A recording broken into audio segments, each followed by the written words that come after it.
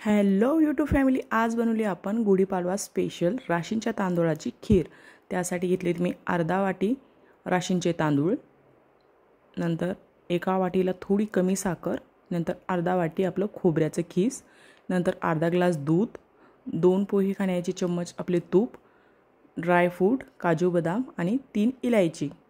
नंतर मग ठेवलं गॅसवर पातेलं, त्यात 1 ग्लास पाणी टाकलं। हे आपण तांदूळ बॉईल करण्यासाठी अगोदर पाणी ठेवून दिलं।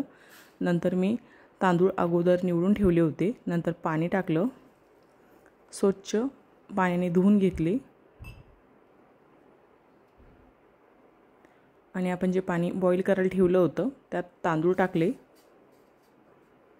सर्व तांदूळ मी टाकून घेतले, नंतर मिक्स करून घेतले व्यवस्थित।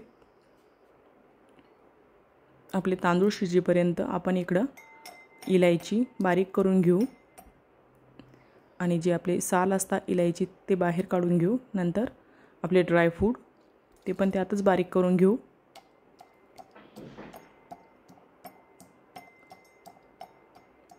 बारीक झाल्यानंतर एका बाउलमध्ये काढून घेऊ। नंतर आपले इथं तांदूळ पण शिजले होते, थोडे अजून 1-2 मिनिटं शिजू देऊ। नंतर शिजल्यानंतर त्याच्यामधलं जे एक्स्ट्रा पाणी होतं ते मी एका चाळणीत काढून घेतलं। काढल्यानंतर आपलं तांदूळ 2-3 मिनिटं थंड होऊ द्यायचे। थंड झाल्यानंतर मिक्सरच्या भांड्यात टाकून घ्यायचं।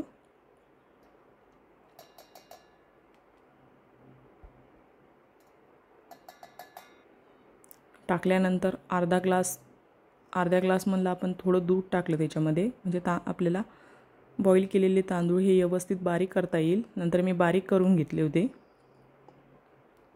मग इथे घेतली मी कढाई तापून, नंतर घातले मी तूप त्याच्यामध्ये, नंतर आपले ड्रायफ्रूट बारीक केलेले व्यवस्थित फ्राय करून घेतले 2-3 मिनिटं। नंतर घातला खोबरा खीस, तो पण व्यवस्थित सुगंध येईपर्यंत परतून घ्यायचा।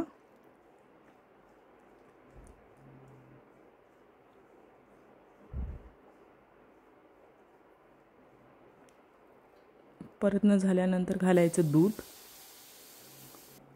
व्यवस्थित मिक्स करायचं दुधामध्ये।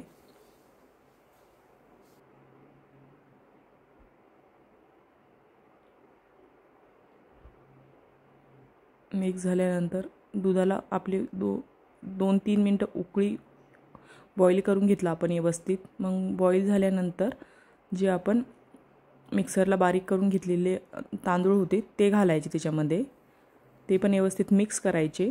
नंतर घालायची साखर। नंतर याच्यामध्ये दूध टाकायची गरज राहत नाही, म्हणजे साखरेला पाणी सुटल्यामुळे त्याच्यामध्ये दूध टाकायची गरज नसते। आता छान तुम्ही बघू शकतात, खूप घट्ट झाली होती आणि खायला पण ही खूप छान लागते। एकदा नक्की ट्राय करा। 20 मिनिटं छान मंद आचेवर बॉईल होऊ द्यायची।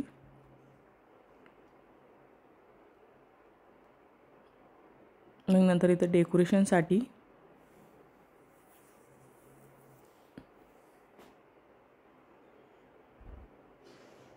आणि तुम्हाला ही रेसिपी कशी वाटली, गुढीपाडवा स्पेशल राशींच्या तांदूळाची खीर, कमेंटमध्ये नक्की सांगा। थँक्यू।